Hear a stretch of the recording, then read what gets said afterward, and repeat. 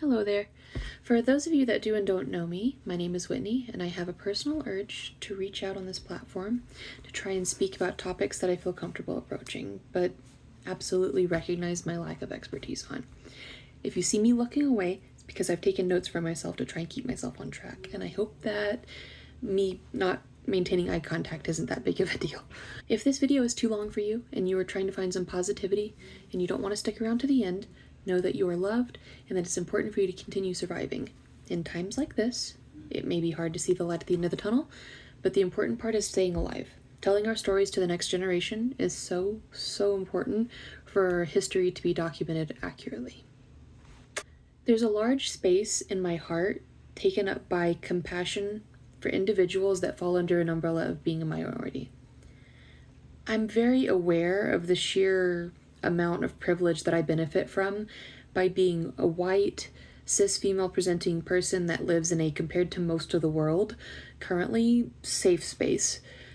I feel like me weighing in on issues that have to do with falling under the umbrella of being a minority may be seen as coming from a place of guilt or similar emotion, but the truth of the matter is my life work has been dedicated to caring for my fellow humans in general. My career so far has been a beautiful intersecting combination of caring for and advocating for the needs of the elderly as well as individuals in the intellectually and developmentally disabled community. Historically, being a voice for those that were unable to speak up for themselves. On top of that, my personal life is in stark contrast to a stereotypical heteronormative narrative. My personal intersections of falling under the minority umbrella make all of these current world events feel very close to home. I was born and raised in Alabama, and that means that I would regularly witness the duality of man.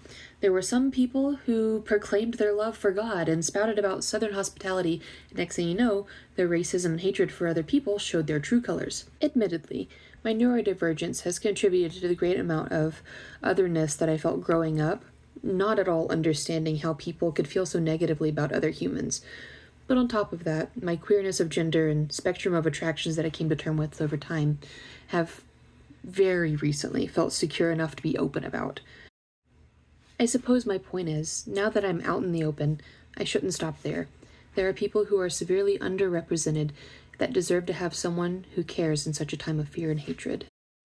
I'd like to be talking about more detailed topics going forward, but I felt like it was important to introduce myself and what I'm about so you guys could see that there are people who do care in such a harsh world.